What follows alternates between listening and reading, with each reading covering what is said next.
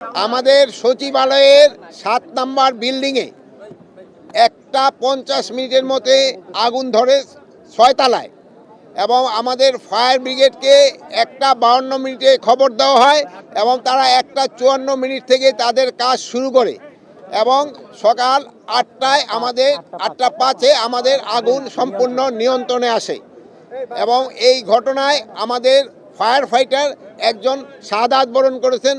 আল্লাহ তাকে বেহেশত নসিব করুক। ইন্না লিল্লাহি ওয়া ইন্না রাজিউন। উনি হলো বেহেশত রোড অ্যাক্সিডেন্টে মারা গেছে। উনি একটা পাইপ নিয়ে সচিবালয় থেকে রাস্তা পার হয়ে দিকে আসতেছিল।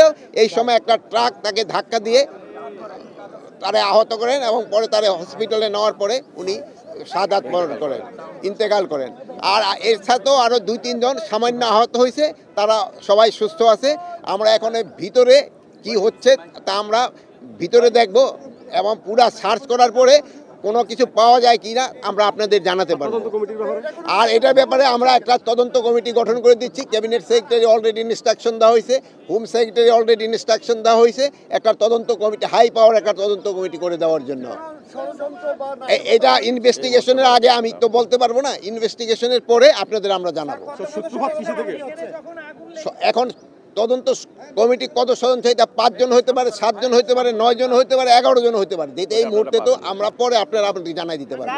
শুনেন, অ্যাক্সিডেন্ট তো সব জায়গায় হতে পারে, এটা তো এই জন্য তো অ্যাক্সিডেন্ট বলা হয়। সচিবালয়ও হইতে পারে, দেখো তো সচিবালয়ের ভিতরে তো গাড়ি রাখা হয়, ফায়ার ব্রিগেডের গাড়ি।